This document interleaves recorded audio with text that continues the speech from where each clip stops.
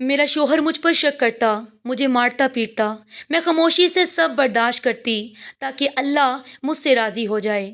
یوں ہی 2 سال گزر گئے جب ایک دن شوہر نے غصے سے بانجھ کہتے ہوئے طلاق دے دی۔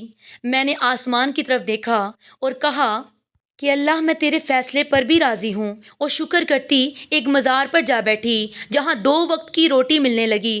اس دن سو رہی تھی کہ تیز بارش ہوئی، اور اس بارش میں مجھے میرے سالوں کے صبر کا انعام ملا کہ میں جو ہی بارش سے بچنے مزار کے اندر جانے جیسے ہی آ رہی تھی تو دروازے پر مسلسل دستک کی آواز سن کر میں نے آواز لگائی اور جلدی سے دروازے کی جانب بڑھی۔ میں نے دروازہ کھولا تو میرا شوہر غصے میں لال پیلا ہو رہا تھا۔ آج وہ معمول سے کچھ جلدی آ گیا تھا۔ اتنی دیر کیوں لگا دی دروازہ کھولنے میں؟ وہ ایک دم اندر آ گھسا۔ کس کے ساتھ منہ کالا کر رہی تھی؟ اس کی بات سن کر میں ساکت رہ گئی۔ یہ کیا کہہ رہے ہو؟ بالکل ٹھیک کہہ رہا ہوں۔ دروازہ کھولنے میں اتنا وقت لگتا ہے کیا؟ نہ تو دروازے سے باورچی خانے تک اتنا طویل راستہ ہے اور نہ ہی کمرے کا اس تک اتنا طویل راستہ ہے۔ تو نے اپنے عاشق کو چھت پر سے بگایا ہے۔ وہ دروازے کے پاس رکا، وائپر اٹھا کر فوراً سیڑھیوں کی طرف بڑھا اور بھاگ کر اوپر چڑھ گیا، جبکہ میں حیران پریشان کھڑی رہ گئی تھی۔ بھاگ گیا کمینہ! اس نے نیچے اتر کر غصے میں ایک موٹی گالی اس شخص کو نکالی جس کا کوئی وجود ہی نہ تھا۔ میں نماز پڑھ رہی تھی، اس لیے آنے میں دیر ہو گئی۔ تم غلط سوچ رہے ہو۔ میں نے اپنی صفائی دینے کی کوشش کی تو اس کا ہاتھ گھوما اور اس نے ایک زوردار کھینچ کر تھپڑ میرے منہ پر دے مارا۔ میں اس اچانک حملے سے لڑکھڑا گئی اور دیوار سے جا ٹکرائی۔ میں منہ پر ہاتھ رکھے حیرانی سے اسے دیکھنے لگی۔ کچھ ہی عرصے میں یہ شخص کس طرح بدل گیا تھا۔ یہ وہ آدمی تو نہ تھا جو میری محبت کا دم بڑھتا تھا۔ اماں تیرے بارے میں صحیح کہتی تھی، تیرے سارے طور طریقے بازاری عورتوں سے ہیں۔ میں ہی کم عقل تھا جو میں نے اپنی ماں کی بات پر یقین نہ کیا۔ اس نے غصے سے وائپر اٹھا کر زمین پر زور سے پٹکا اور اندر کی جانب قدم بڑھا دیے، جبکہ میں روتی ہوئی وہیں دیوار کے ساتھ لگی زمین پر بیٹھ گئی تھی۔ میرا نام صبا ہے۔ نہ جانے میں رب سے کیسا نصیب لکھوا کر اس دنیا میں آئی تھی۔ پیدا ہوئی تو ماں اس دنیا سے چلی گئی۔ ماں کی ممتا کا احساس کیا ہوتا ہے کہ میں کبھی جان ہی نہ پائی۔ باپ زیادہ دن ماں کے مرنے کا غم نہیں منا سکا اور جلد ہی اس نے دوسری شادی کر لی۔ ابا نے دادی اور سب رشتہ داروں کو کہا تو یہ تھا کہ وہ دوسری شادی صرف اپنی بچی کے لیے کر رہا ہے تاکہ اس کو ماں کا پیار اور توجہ مل سکے، لیکن سوتیلی ماں کے آنے کے بعد وہ خود بھی میرا سگا نہ رہا تھا اور میں ماں کے ساتھ ساتھ باپ کے پیار اور توجہ سے بھی محروم ہو گئی تھی۔ اس طرح ابا کی دوسری شادی سکون کا باعث بننے کی بجائے میری زندگی میں اور زیادہ مشکلات لے آئی تھی۔ سوتیلی ماں نے کبھی مجھے دل سے قبول نہ کیا۔ اس کے نزدیک میں صرف ایک بوجھ تھی جو اسے نہ چاہتے ہوئے بھی نبھانا پڑا تھا۔ وہ اکثر مجھے تانے دیتی، توبہ کتنی منحوس لڑکی ہے، پیدا ہوتے ہی ماں کو کھا گئی۔ میرے ننھے دل پر یہ الفاظ تیر بن کر لگتے، مگر میں خاموش رہتی۔ میں اکثر سوچتی تھی کہ میں نے تو کبھی اپنی سوتیلی ماں کے ساتھ کچھ برا نہیں کیا، پھر کیوں وہ مجھ سے اس قدر نفرت کرتی ہے؟ میں ہمیشہ کوشش کرتی کہ اس کی نظر میں اچھی بنوں، لیکن میری کوئی بھی بات اسے خاموش نہ کرتی تھی، میری کوئی بھی بات اسے خوش نہ کرتی تھی۔ اگر کبھی گھر میں کوئی مسئلہ ہوتا تو وہ فوراً مجھے قصوروار ٹھہرا دیتی۔ اس کے طعنوں اور نفرت بھرے رویے نے میرے دل پر چوٹ لگا دی تھی، مگر میں خاموشی سے سب سہتی رہی کیونکہ میرے پاس کوئی اور راستہ نہیں تھا۔ میرا بچپن دوسرے بچوں کی طرح خوشیوں سے بھرا نہیں تھا۔ مجھے کھلونوں کی جگہ جھڑکیاں، محبت کی جگہ نفرت ملتی تھی۔ جب دوسرے بچے اسکول جاتے میں گھر کے کاموں میں جٹی رہتی۔ اگر کبھی بچوں کے ساتھ کھیلنے چلی جاتی تو سوتیلی ماں کو بہت برا لگتا اور وہ جی بھر کر مجھے برا بھلا کہتی، اور اس سب میں ابا کا کردار محض ایک خاموش تماشائی کا تھا۔ ابا نے کبھی میری حمایت میں ماں کو ایک لفظ تک نہ کہا تھا اور نہ کبھی اسے سمجھانے کی کوشش کی تھی۔ اس وقت میری بوڑھی دادی میرا واحد سہارا تھی اور اس تپتی دھوپ میں وہ میرے لیے گھنی چھاؤں کی مانند تھی۔ جب بھی سوتیلی ماں کے تانے میرے دل کو چیرتے، دادی کی گود میں پناہ مل جاتی۔ ان کی جھڑیوں بھرے ہاتھوں کا لمس میرے دکھوں کا مرہم بن جاتا۔ وہ مجھے خوش آئندہ کہانیاں سناتی، زندگی کے مجھے سبق دیتی اور ہمیشہ یہ سمجھاتی کہ صبر اور حوصلہ ہی انسان کا سب سے بڑا ہتھیار ہے۔ ان کی محبت میں وہ مٹھاس تھی جو میرے ہر دکھ کو کچھ وقت کے لیے بھلا دیتی تھی۔ دادی کی باتوں سے مجھے سکون ملتا، جیسے کوئی تھکا ہارا مسافر گھنی چھاؤں میں دم بھر کے سستا لے۔ میری دادی بڑی نیک عورت تھی۔ وہ نماز قرآن باقاعدگی سے پڑھتی تھی۔ مجھے بھی قرآن پاک دادی نے ہی پڑھایا تھا اور نماز بھی سکھا دی تھی۔ وہ مجھے دین کی باتیں بتاتی اور اسلامی واقعات سے بھی روشناس کرواتی۔ مجھے پڑھنے کا بہت شوق تھا۔ میں ہمیشہ سوچتی تھی کہ پڑھ لکھ کر اپنی زندگی بدل لوں گی، لیکن سوتیلی ماں نے میری تعلیم بھی چھڑوا دی تھی۔ اس کا کہنا تھا کہ لڑکیوں نے پڑھ لکھ کر کیا کرنا ہے، آخرکار چولہا ہی سنبھالنا ہے۔ اس نے مجھے کتابوں سے محروم کر کے برتن اور جھاڑو تھما دیے تھے۔ میں گھر کا سارا کام کرتی، تھک جاتی تو دادی کی گود میں لیٹ جاتی۔ اردو لکھنا پڑھنا مجھے دادی نے سکھایا تھا۔ میں چپ کے محلے کی لڑکیوں سے پرانی کتابیں لا کر اپنے پڑھنے لکھنے کا شوق پورا کر لیتی تھی۔ مجھے جب بھی موقع ملتا میں اپنی کتابیں نکال کر بیٹھ جاتی اور ان کو پڑھتی رہتی۔ میں ایک کتاب کئی بار پڑھ چکی تھی۔ میں اسکول تو نہیں جا سکی تھی، لیکن کچھ نہ کچھ علم میں نے ضرور حاصل کر لیا تھا۔ یوں ہی وقت گزرتا گیا۔ گزرتے وقت کے ساتھ میں نے صبر کرنا سیکھ لیا تھا۔ اب مجھے ماں کے طعنوں سے زیادہ تکلیف نہیں ہوتی تھی۔ شاید میں اس ماحول کی عادی ہو چکی تھی۔ میں نے جوانی کے دہلیز پر قدم رکھ دیا تھا، لیکن گھر کا ماحول اور سوتیلی ماں کا رویہ آج بھی ویسا تھا، بلکہ اب تو سوتیلی ماں مجھ سے دن بدن بدتر رویہ اور سلوک کرتی جاتی تھی۔ وہ ہر وقت موقع کی تلاش میں رہتی کہ کسی نہ کسی بہانے مجھ سے جان چھڑوا سکے۔ میں نے اکثر اسے ابا سے یہ بات کہتے ہوئے سنا کہ صبا کے لیے کوئی رشتہ دیکھو اور اس کو گھر سے رخصت کرو۔ بس اب میں مزید اس کو برداشت نہیں کر سکتی۔ ماں کے اصرار پر ابا نے جلد ہی میرے لیے ایک اچھا رشتہ تلاش کر لیا۔ حالانکہ ابھی میری عمر ہی کیا تھی، میں صرف 18 برس کی تھی اور ابا نے مجھ سے 10-12 سال بڑی عمر کے شخص سے میرا رشتہ طے کر دیا تھا، جو پہلے ہی اپنی ایک بیوی کو طلاق دے چکا تھا۔ اماں فضل کی اپنی دکان ہے، خوب چلتی ہے، پیسے کی کوئی کمی نہیں، بس کمی ہے تو ایک اچھی عورت کی جو اس کا گھر سنبھال سکے۔ افضل کی پہلی بیوی نے خود طلاق لی تھی۔ افضل بڑا اچھا ہی انسان ہے، اسے جہیز لینے سے بھی صاف منع کر دیا ہے۔ اپنی صبا وہاں بڑی خوش رہے گی۔ ابا دادی کو افضل کی خوبیاں گنوا رہے تھے۔ ابھی بچے کی عمر ہی کیا ہے انور، یہ تو خود ابھی نہ سمجھ ہے، شادی کی ذمہ داریاں کیسے اٹھائے گی؟ دادی نے ابا کو سمجھانے کی کوشش کی۔ شادی زندگی کا بہت بڑا فیصلہ ہوتا ہے اور اتنی جلدی صبا کی شادی کرنے کی کیا ضرورت ہے؟ ان کی کون سا عمر نکلی جا رہی ہے؟ دادی کا لہجہ محبت اور فکر سے بھرا ہوا تھا۔ دادی کی باتوں میں ایک ماں جیسا درد تھا۔ انہوں نے میری سوتیلی ماں کو بھی سمجھانے کی کوشش کی تھی۔ شادی بیاہ کے فیصلے، صبر اور تحمل، صبا کے جوڑ کا رشتہ دیکھو، ویسے بھی ابھی اس کی شادی جیسی بڑی ذمہ داری کے بوجھ تلے دبنے کی عمر نہیں ہے۔ مگر دادی کی باتوں کا کسی پر کوئی بھی بالکل بھی اثر نہیں ہوا۔ آپ کو تو ہمیشہ اس کی فکر رہتی ہے، ہم کب تک اس بوجھ کو پالیں گے؟ بہتر یہی ہے کہ اس کی شادی کر دی جائے تاکہ اپنے گھر کی ہو اور ہمیں بھی سکون ملے۔ سوتیلی ماں نے تلخ لہجے میں جواب دیا اور اٹھ کر چلی گئی۔ نجمہ ٹھیک کہہ رہی ہے اماں، اچھے رشتے بار بار نہیں ملتے۔ میں جانتا ہوں کہ نجمہ کا سلوک صبا کے ساتھ اچھا نہیں ہے، اس لیے میں چاہتا ہوں کہ اس کی شادی ہو جائے اور وہ اپنے گھر سکون سے رہے۔ بس اب یہ بات ختم کرو اور شادی کی تیاری کرو، اس کے سوا ہمارے پاس کوئی اور حل نہیں ہے۔ ابا نے بھی دادی کی بات کو نظر انداز کر کے حتمی فیصلہ دے دیا تھا۔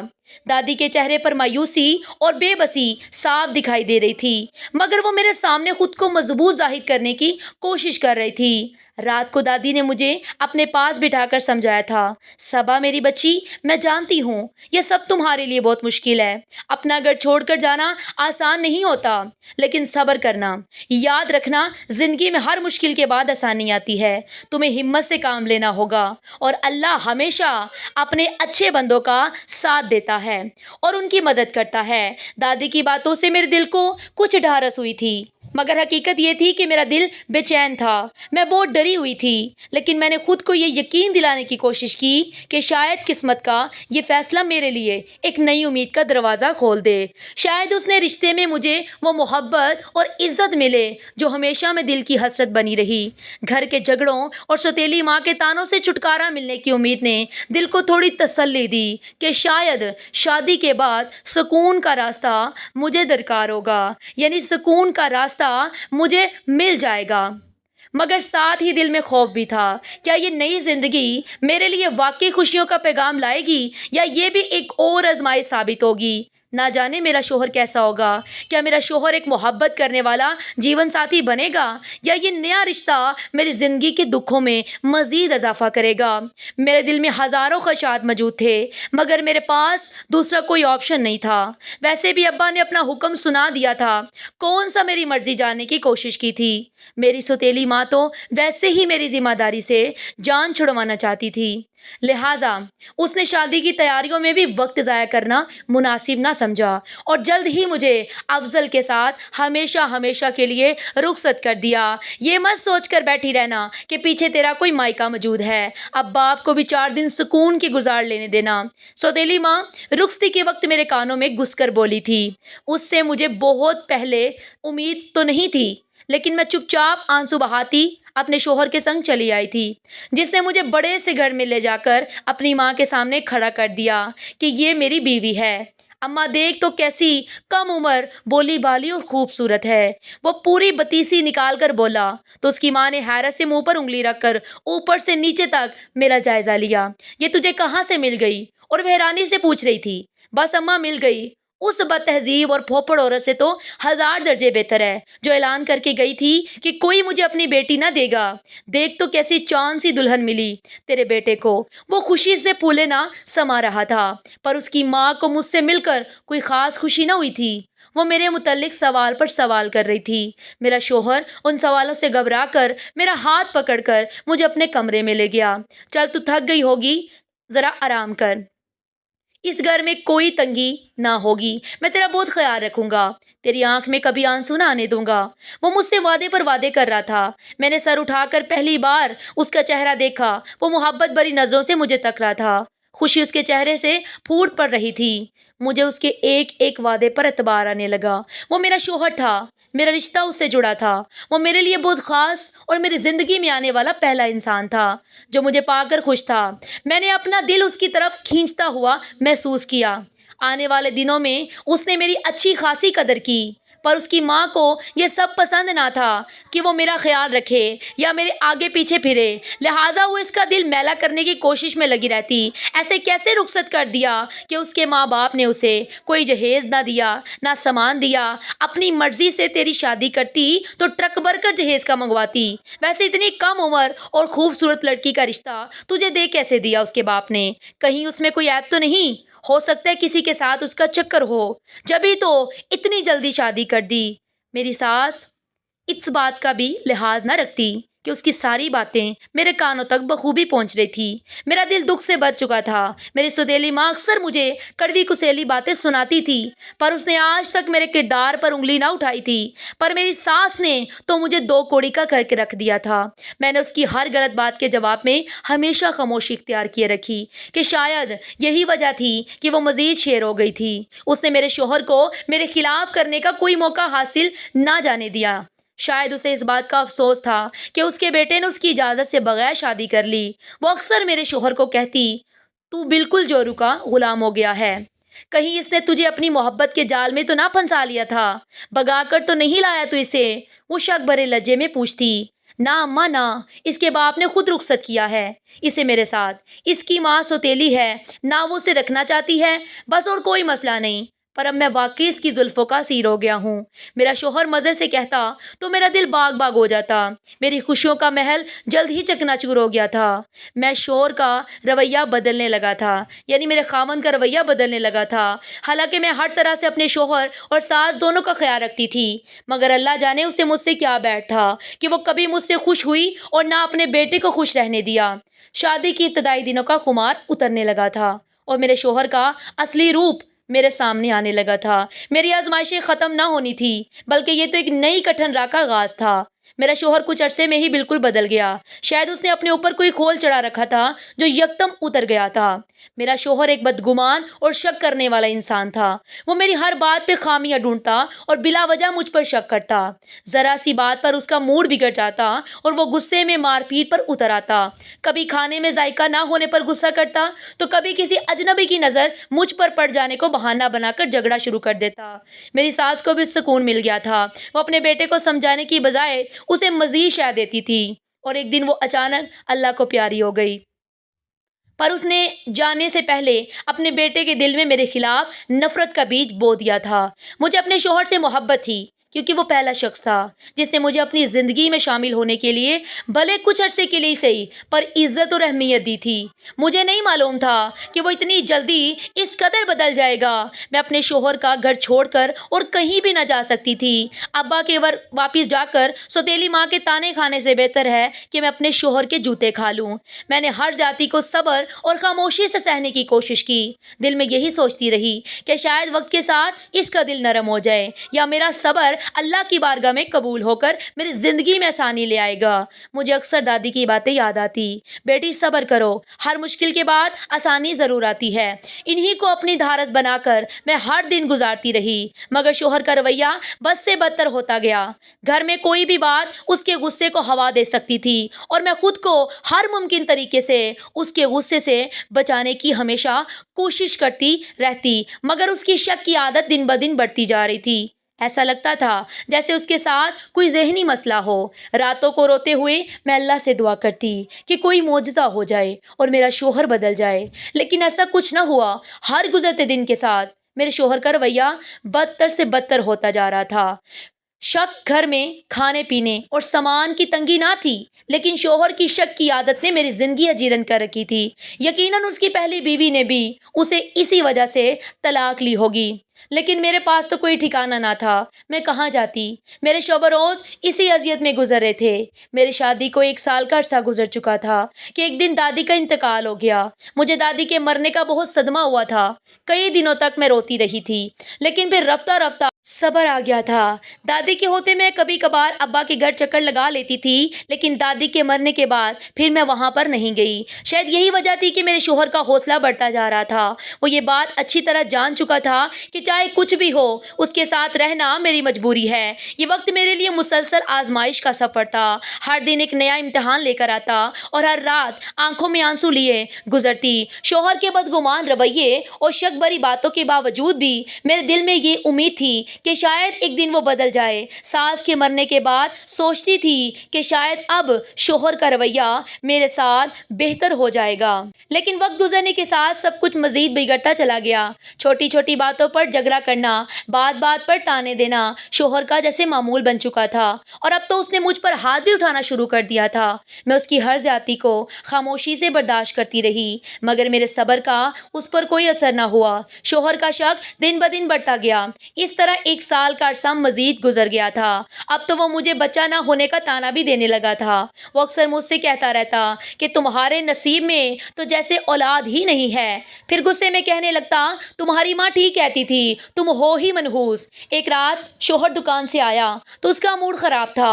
اس نے بلا وجہ ہی جھگڑا شروع کر دیا تھا اور غصے میں مجھے بانجھ کہہ کر طلاق دے دی تھی۔ اس کے الفاظ تیر بن کر میرے دل میں پیوست ہو گئے۔ میری آنکھوں کے سامنے اندھیرا چھا گیا، مجھ میں کچھ کہنے کی ہمت بھی باقی نہ تھی۔ میں صدمے کی حالت میں بے حس و حرکت کھڑی تھی۔ اس نے دروازہ کھول کر مجھے گھر کے باہر دھکا دے دیا، نکلو یہاں سے اور اب دوبارہ کبھی مجھے اپنی شکل مت دکھانا۔ اس نے چیخ کر کہا۔ مجھے یوں لگا جیسے میری زندگی کا آخری سہارا بھی چھن گیا ہو، لیکن میں نے آنکھوں سے بہتے آنسوؤں کو پونچھا اور لرزتے دل کے ساتھ آسمان کی طرف دیکھا اور دھیرے سے کہا، یا اللہ میں تیرے اس فیصلے پر بھی راضی ہوں، شاید یہ بھی میرے نصیب کا ایک امتحان ہے۔ میری آنکھوں سے آنسو جاری تھے، لیکن اندر کہیں ایک عجیب سا سکون بھی اترنے لگا۔ دادی کی آواز میرے کانوں میں گونجنے لگی تھی کہ اللہ کبھی اپنے بندوں کو ان کی ہمت سے زیادہ آزمائش میں نہیں ڈالتا۔ مجھے باپ کے گھر واپس جانے کا خیال آیا، مگر سوتیلی ماں کی تلخ باتیں اور تانے ذہن میں گونجنے لگے۔ میں جانتی تھی کہ وہاں میرے لیے کوئی جگہ نہیں ہوگی۔ باپ کے گھر واپس جا کر میں اپنے آپ کو مزید اذیت میں اور ذلت میں نہیں دھکیل سکتی تھی۔ میں یوں ہی بے مقصد سڑکوں پر چلتی رہی اور سوچتی رہی کہ اب میرا ٹھکانہ کہاں ہوگا۔ یوں ہی چلتے چلتے میں ایک مزار کے سامنے جا بیٹھی۔ میں نے خود کو چادر سے سر سے پاؤں تک اچھی طرح لپیٹ لیا تھا اور دیوار سے ٹیک لگا کر بیٹھ گئی تھی۔ روتے روتے نہ جانے کب میری آنکھ لگ گئی تھی۔ کون ہے رے تو؟ ایک زوردار آواز سے میری آنکھ کھل گئی تھی۔ میں نے نظر اٹھا کر سامنے دیکھا۔ کوئی ادھیڑ عمر آدمی جس نے لمبا سا چولا پہنا ہوا تھا، گلے میں بڑے بڑے موتیوں کی مالا تھی، سرخ آنکھوں سے مجھے گھور رہا تھا۔ وہ شاید اس مزار کا رکھوالا تھا۔ میں غور سے اس کی شکل دیکھتی رہی۔ بولتی کیوں نہیں؟ کون ہے رے تو؟ کہاں سے آئی ہے؟ اس نے دوبارہ اپنا سوال دہرایا۔ میں بری طرح گھبرا گئی تھی۔ تو جا دلاور، بچی ڈر گئی ہے، میں پتہ کرتی ہوں، ایک بوڑھی عورت نے کہا۔ اچھے سے پتہ کر لینا، اماں نوری آج کل بڑی سختی ہے۔ دلاور یہ کہہ کر واپس چلا گیا تھا۔ بوڑھی عورت آ کر میرے پاس بیٹھ گئی تھی۔ گھر سے بھاگ کر آئی ہے؟ ٹٹولتی نظروں سے مجھے دیکھا۔ عاشق دھوکہ دے گیا ہوگا تیرا۔ نہیں، میں نے بے اختیار نفی میں سر ہلایا۔ شوہر نے گھر سے نکال دیا گیا ہوگا۔ شادی شدہ ہے؟ بوڑھی عورت نے اس طرح کے سوال کیے اور حیرت سے پوچھا۔ دیکھ، جھوٹ مت بولنا، اسے میری شادی شدہ ہونے پر شک تھا۔ ایک تو میری عمر زیادہ کمزور ہو گئی تھی۔ میں نے مختصر اسے اپنے تمام حالات کیا سنائے تھے۔ میرا کوئی ٹھکانہ نہیں ہے۔ اماں جاؤں تو کہاں جاؤں؟ ساری بات سن کر اس نے ایک ٹھنڈی سانس بھری تو کہا، تم یہاں آرام سے بیٹھو، تمہیں کوئی پریشان نہیں کرے گا۔ اکثر پولیس پوچھ تاچھ کرنے آ جاتی ہے تو خیال رکھنا پڑتا ہے۔ میں نے دربار پر رہنا اس وقت شروع کر دیا تھا۔ دن میں لنگر سے 2 وقت کا کھانا مل جاتا اور رات کو مزار کے صحن میں سونے کی جگہ۔ یہ جگہ میرے لیے دنیا کی نفرتوں سے دور ایک پناہ گاہ بن گئی تھی۔ پیٹ بھر کر کھانا ملتا اور کوئی تانے بھی نہیں دیتا تھا۔ اماں نوری میرا خیال رکھتی تھی۔ مجھے اس میں دادی کا چہرہ نظر آتا تھا، وہی جھریوں بھرا مگر مہربان چہرہ۔ میرا ہر دن مزار پر گزرتا۔ میرے علاوہ یہاں اور بھی بے سہارا عورتیں موجود تھیں۔ یہاں صبح و شام بہت سارے لوگ آتے تھے۔ کچھ لوگ آ کر دعائیں مانگتے، کچھ مرد اور عورتیں آ کر بھیک مانگتے، کچھ ایسی عورتیں بھی آتی تھی جن کا مقصد ہی غلط ہوتا تھا۔ کئی ایک عورتوں نے مجھے بھی تنگ کرنے کی کوشش کی تھی۔ ارے یہاں کہاں بیٹھی ہے؟ ہمارے ساتھ چلے گی تو وارے نیارے ہو جائیں گے تیرے، سوچ لے۔ اماں نوری ہر بار ایسی عورتوں کو ڈانٹ کر بھگا دیتی تھی۔ دفع ہو جاؤ، کیوں تنگ کر رہی ہو بچی کو؟ رفتہ رفتہ دلاور کو میری نیک فطرت کا جیسے مانو اندازہ ہو گیا تھا کہ میں کتنی نیک سیرت ہوں۔ میں نہ بھیک مانگتی تھی نہ کسی اور غلط کام میں ملوث تھی۔ اکثر لوگ میرے آگے کچھ روپے رکھ جاتے تھے، میں تو وہ بھی نہیں اٹھاتی تھی۔ مجھے روپے کی تمنا نہ تھی، پیٹ بھرنے کو روٹی چاہیے تھی، وہ مل رہی تھی۔ میں نماز پڑھتی اور اللہ سے اپنے لیے مدد طلب کرتی۔ دلاور سمجھ گیا تھا کہ میں صرف حالات کی ماری تھی۔ مجھے دربار پر رہتے ہوئے کافی وقت گزر چکا تھا۔ اب تو دربار پر رہنے والے سب لوگوں سے میری واقفیت ہو گئی تھی۔ میں زیادہ تر دربار کے پچھلے صحن میں بیٹھی رہتی تھی کیونکہ سامنے کی طرف زیادہ رش ہوتا تھا اور اکثر اوباش مردوں کا آنا جانا بھی لگا رہتا تھا۔ مجھے ان کی نظریں پسند نہ تھی، اس سے لے میں زیادہ تر پیچھے کی طرف ہی رہتی تھی اور رات کو وہیں اماں نوری کے ساتھ لیٹ کر سو جاتی تھی۔ ایک دن میں مزار کے صحن میں سو رہی تھی کہ اچانک تیز بارش ہو گئی۔ میں جلدی سے مزار کے اندر جانے لگی تاکہ خود کو بارش سے بچا سکوں۔ جیسے ہی میں اندر جانے لگی، اچانک ایک معصوم بچے کے رونے کی آواز نے میرے قدموں کو روک دیا۔ بچے کے رونے کی آواز مزار کے پچھلے دروازے سے آ رہی تھی۔ میں چونک کر آواز کی سمت پر بڑھنے لگی اور دروازہ کھول کر باہر جھانکا۔ اچانک مجھے ایک جھٹکا سا لگا تھا۔ مزار کے دروازے کے پاس ہی ایک چھوٹا بچہ زمین پر لیٹا ہوا تھا۔ بچہ سردی سے کانپ رہا تھا، وہ زور زور سے رو رہا تھا۔ میں تیزی سے اس کے پاس پہنچی اور اسے گود میں اٹھا لیا۔ میں نے بچے کو بے اختیار سینے سے لگا لیا تھا۔ جیسے ہی میں نے اسے سینے سے لگایا، اس کا رونا مزید تیز ہو گیا تھا۔ ایسا لگتا تھا جیسے وہ بھوک سے نڈال ہو۔ بچہ اتنا چھوٹا تھا کہ جیسے ابھی کچھ دن پہلے ہی پیدا ہوا ہو۔ میرے ہاتھ کانپنے لگے۔ نہ جانے کون اتنا بے رحم تھا کہ معصوم کو یوں ہی پھینک گیا تھا۔ میں نے جلدی سے اپنا سویٹر اتارا جو اماں نوری نے مجھے پہننے کو دیا تھا اور بچے کو اس میں لپیٹ کر اپنے سینے سے لگا لیا تاکہ وہ کچھ گرم ہو سکے۔ بچے کے ننھے وجود کو گود میں لیتے ہی میرے دل میں عجیب سی ممتا جاگ اٹھی تھی۔ مزار کے صحن میں اس وقت کوئی نہ تھا۔ میں نے بچے کو چادر میں لپیٹا اور اسے سینے سے چمٹا کر تھپکنے لگی۔ تھوڑی دیر بعد اس کا رونا دھیرے دھیرے تھم گیا اور وہ میرے سینے سے لپٹ کر سو گیا۔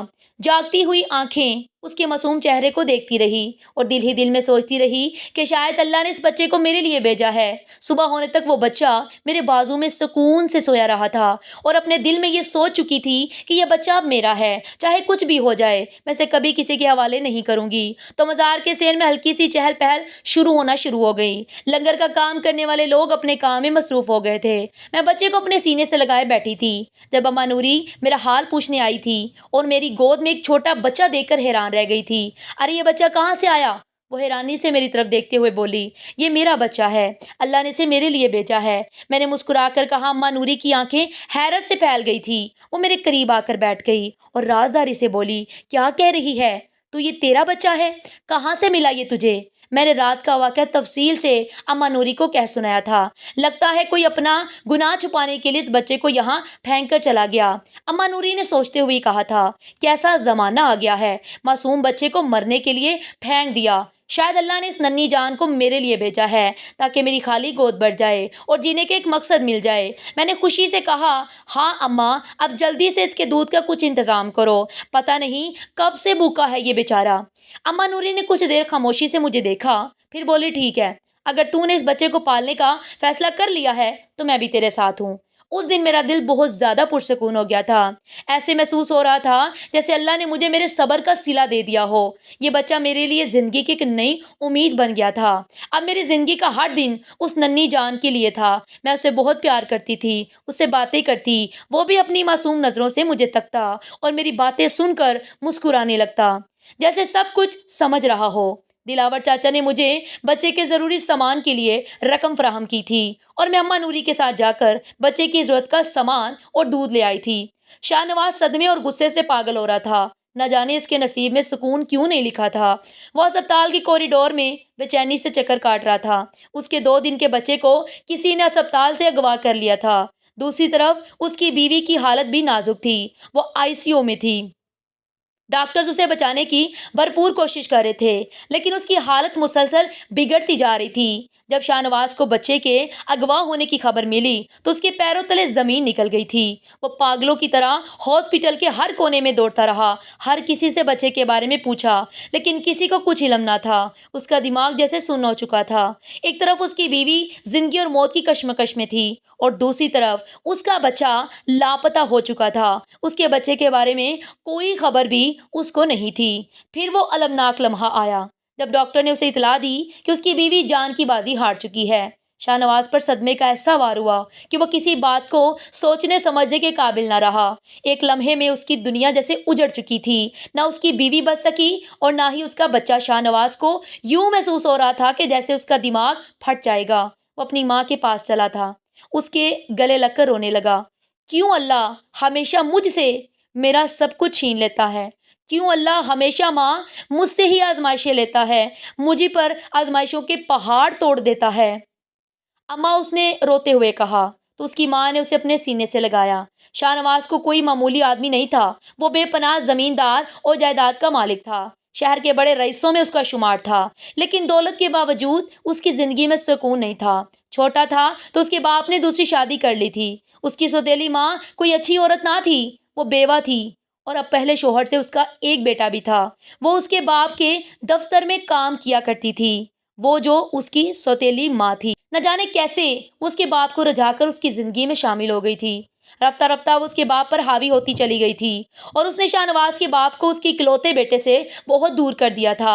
شاہ نواز کا بچپن اس کے باپ کی سختی اور اس کی محبت اور شفقت سے محرومی میں گزرا تھا۔ اس کے باپ کا سوتیلا بیٹا عدنان اس کے گھر میں ٹھاٹھ سے رہتا تھا اور شاہ نواز کو ہر چیز سے محروم کر دیتا تھا۔ حسد کا شکار ہو کر وہ شاہ نواز کا مانو جیسے بہت بڑا جانی دشمن بن چکا ہو، وہ اس کو ایک آنکھ نہیں باتا تھا۔ شاہ نواز اس ساری صورتحال سے بہت پریشان تھا۔ اس کے ذہن پر بہت بری منفی اثرات مرتب ہو رہے تھے۔ اس کی ماں دردانہ بیگم کے پاس دولت کی کمی نہ تھی، اس کا باپ بہت دولت مند تھا اور وہ ان کی اکلوتی بیٹی۔ انہوں نے اپنے شوہر سے علیحدگی اختیار کر لی تھی۔ اب تک وہ شاہ نواز کی وجہ سے سب برداشت کر رہی تھی، پر جب شاہ نواز ہی خوش نہ تھا تو وہ یہاں کیوں رہتی؟ شاہ نواز کے باپ کی دولت دردانہ کی دولت کے مقابلے کچھ نہ تھی۔ وہ اپنے آبائی شہر آ گئی تھی جہاں پر وہ رہا کرتی تھی اور شاہ نواز کے ساتھ سکون کی زندگی گزارنے لگی تھی۔ شاہ نواز بڑا اچھا اور قابل بچہ تھا، اس نے کبھی اپنی ماں کو مایوس نہ کیا تھا۔ ایسے ہی وقت گزرتا چلا گیا تھا۔ شاہ نواز کا باپ بیمار ہوا تو اس نے شاہ نواز کو ملنے کے لیے بلایا تھا۔ وہ گیا تو اسے اندازہ ہوا تھا کہ اس کا باپ کس قسم کی حالت والی زندگی گزار رہا ہے اور اس کی سوتیلی ماں کا بیٹا باپ کی ہر چیز پر قابض تھا۔ شاہ نواز نے اپنے باپ کا کافی ساتھ دیا، پیسے بھی بھجواتا رہا، لیکن کچھ وقت کے بعد اس کا باپ اس دنیا سے رخصت ہو گیا، یعنی اس کے باپ کا اس دنیا سے انتقال ہو چکا تھا، اب وہ شاہ نواز کی زندگی میں نہیں رہا تھا۔ اس کے بعد شاہ نواز کبھی اپنے باپ کے شہر لوٹ کر نہ گیا تھا۔ جلد ہی دردانہ بیگم نے شاہ نواز کی شادی کر دی تھی۔ ماہنور بہت اچھی لڑکی تھی۔ شاہ نواز اپنی بیوی سے بے پناہ محبت کرتا تھا۔ دونوں بہت خوشگوار زندگی گزارے تھے، لیکن ماہنور کی طبیعت کافی خراب رہنے لگی تھی۔ ڈاکٹر کو چیک کروایا تو اس نے کمزوری بتا کر دوا لکھ دی تھی۔ کچھ عرصے بعد ماہنور کو خوشخبری ملی تو وہ دونوں ہی بہت خوش تھے، مانو جیسے ان کی خوشی کا کوئی ٹھکانہ نہ تھا۔ اس قدر وہ خوش تھے کہ جیسے مانو اب ان کی خوشیوں کو کسی کی نظر لگ گئی ہو، پر نہ جانے ان کی خوشیوں کو کس کی نظر کھا گئی تھی۔ ماہنور کی طبیعت اب پہلے سے زیادہ خراب رہنے لگی تھی، وہ بہت زیادہ کمزور ہو گئی تھی۔ شاہ نواز اسے ڈاکٹر کے پاس لے گیا تھا۔ ڈاکٹر نے دوائیاں اور ڈرپ لکھ دی تھی اور کہا تھا کہ حمل کے دوران کمزوری ہو جاتی ہے، پریشان ہونے کی کوئی بات نہیں۔ لیکن ماہنور کی طبیعت دن بدن مزید خراب ہوتی جا رہی تھی۔ ماہنور کا 9 ماہ کا عرصہ گزرا تو ماہنور نے چاند سے بیٹے کو جنم دیا تھا۔ وہ اسپتال میں اپنے بیٹے کو سینے سے لگا کر کبھی اسے غور سے دیکھتی اور کبھی بے اختیار پیار کرنے لگتی۔ دیکھو شاہ نواز، یہ بالکل تمہارے جیسا ہے، تمہارے جیسی بری آنکھیں، دیکھو گال پر تل بھی بالکل تمہارے جیسا ہے، ماہنور نے کہا تو شاہ نواز نے مصنوعی غصے سے اسے گورا کہ تمہیں ڈاکٹر نے آرام کرنے کو کہا ہے، تمہاری طبیعت ٹھیک نہیں، تم لیٹ جاؤ پلیز۔ اب تو میں بالکل ٹھیک ہو گئی ہوں۔ اپنے ارحم کو دیکھ کر ماہنور نے اپنے بچے کا نام ارحم رکھا تھا، لیکن ارحم کی پیدائش کے 2 دن بعد اچانک اس کی طبیعت بگڑ گئی تھی اور وہ بچ نہ سکی تھی۔ پولیس بچے کی تلاش میں پورے شہر میں سرگرم تھی۔ شاہ نواز کی اثر و رسوخ اور دباؤ کی وجہ سے یہ کیس ان کے لیے عام نہیں تھا۔ ہر تھانے کو الرٹ کر دیا گیا اور جگہ جگہ چھاپے مارے جا رہے تھے۔ شہر کی ہر گلی اور ہر چوراہے پر نظر رکھی جا رہی تھی۔ پولیس جانتی تھی کہ بچے کو جلد از جلد ڈھونڈنا ضروری ہے، ورنہ یہ معاملہ اور پیچیدہ ہو سکتا ہے۔ اسی طرح 4 ماہ کا عرصہ گزر چکا تھا۔ پولیس پر دباؤ بڑھتا جا رہا تھا، لیکن وہ بچے کو تلاش کرنے میں ناکام ہو رہے تھے۔ آخر ایک دن پولیس آفیسر کو اپنے مینیجر کی طرف سے ایک اطلاع ملی جس نے اس کو چونکا دیا۔ مینیجر نے اطلاع دی تھی کہ مزار میں ایک عورت کے پاس نومولود بچہ ہے اور مزار کے لوگ بتاتے ہیں کہ بچہ اس کا نہیں ہے۔ یہ اطلاع ملتے ہی پولیس افسران میں ہلچل مچ گئی۔ تفتیشی ٹیم فوراً مزار کی طرف روانہ ہو گئی تھی اور ان کو یقین تھا کہ شاید یہ وہی بچہ ہے جس کی تلاش میں وہ مارے مارے پھر رہے تھے۔ پولیس کی گاڑیاں مزار کے قریب جا کے رکیں اور اہلکار مزار کے اندر داخل ہو گئے۔ مزار کے صحن میں انہیں ایک عورت بیٹھی نظر آئی تھی اور بچہ بھی اس کی گود میں آرام سے سو رہا تھا۔ پولیس اہلکاروں نے آگے بڑھ کر صبا سے سوال کیا، کیا یہ بچہ کہاں سے آیا ہے؟ کیا یہ تمہارا ہے؟ صبا نے سکون سے فخر سے سر اٹھا کر کہا، ہاں یہ میرا بچہ ہے، اللہ نے اسے میری جھولی میں ڈالا ہے۔ پولیس افسران نے سختی سے کہا، حقیقت بتاؤ، دیکھنے میں تو نہیں لگتا کہ تمہارا ہے۔ یہاں مزار کے باہر کوئی اسے چھوڑ گیا تھا، میں نے اسے اللہ کا تحفہ سمجھ کر اپنا لیا، صبا نے جواب دیا اور افسر کے چہرے پر شک کا سایہ لہرا دیا۔ اسے بچے کو غور سے دیکھا، وہ بچہ واقعی کسی رئیس گھرانے کا لگتا تھا، صاف ستھرا اور خوبصورت۔ افسر سخت لہجے میں بولا، سچ سچ بتاؤ، یہ بچہ تم نے کہاں سے اغوا کیا ہے؟ صبا نے حیرت سے اس کی طرف دیکھا اور کہا، اغوا نہیں نہیں صاحب، یہ میرا بچہ ہے، اللہ نے اس کو میری جولی میں ڈالا ہے، اللہ نے اس کو مجھے تحفہ دیا ہے۔ افسر نے طنزیہ ہنسی کے ساتھ جواب دیا، بہت کہانی سنا چکی ہو، تمہاری حالت بتا رہی ہے کہ تم جیسی عورت کے پاس یہ بچہ نہیں آ سکتا، سیدھی بات کرو، کہاں سے اٹھایا ہے؟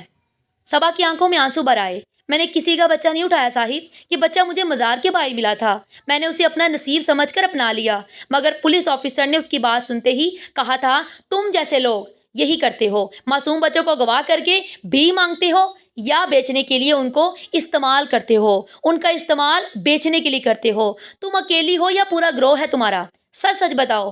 صبا نے بے بسی سے کہا، اللہ کی قسم میں نے اسے اغوا نہیں کیا، میں نے سوچا کہ اللہ نے شاید میری جھولی بھر دی۔ افسر نے سختی سے کہا، بس بس، اب یہ باتیں عدالت جا کے کرنا، تم پر اغوا کا الزام ہے اور ہمیں یہ بچہ واپس اس کی اصلی والدہ تک پہنچانا ہے۔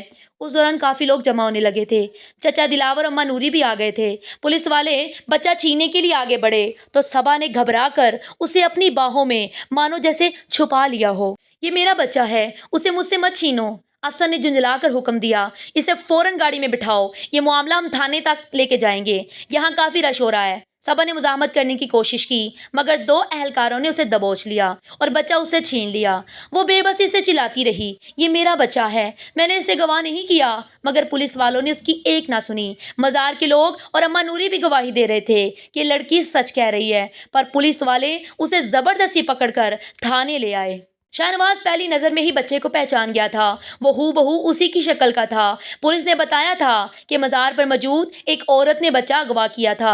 औरत पकड़ी जा चुकी है, जल्द ही उसके बाकी साथियों को भी पकड़ लेंगे। शाहनवाज बच्चे को लेकर अपनी माँ के पास चला आया था। बच्चा उसने अपनी माँ के हवाले किया तो वो कहने लगी, बच्चा बहुत साफ सुथरा और सेहतमंद है। शाहनवाज लगता नहीं कि अगवा के 4 महीने बाद वापस मिला है, जैसे मानो अभी माँ की गोद से उठा लाए हो। अपनी माँ की बात सुनकर शाहनवाज चौंक गया था। उसकी माँ तो उसे बहुत दूर जा चुकी थी। शाहनवाज ने बच्चे के लिए आया का इंतजाम किया था। उसकी माँ भी बच्चे को संभाल रही थी, लेकिन बच्चा मुसलसल रोए जा रहा था। ना वो दूध पी रहा था, ना सो रहा था। वो सारी रात रोता रहा था। अब तो सुबह होने वाली थी। अम्मी, लगता है कि इसकी तबीयत खराब है, शायद पेट में दर्द है। ऐसा करते हैं, इसे डॉक्टर के पास ले चलते हैं, शाहनवाज ने परेशानी के आलम में कहा था। मुझे नहीं लगता बेटा कि इसे कोई तकलीफ है। अब ये शाहनवाज की माँ अपने बेटे को बोल रही है कि बेटा, मुझे नहीं लगता कि इसे कोई किसी किस्म की तकलीफ है। अम्मी, आप कैसी बातें कर रही हैं? अगर तकलीफ ना होती तो आराम से सो ना जाता।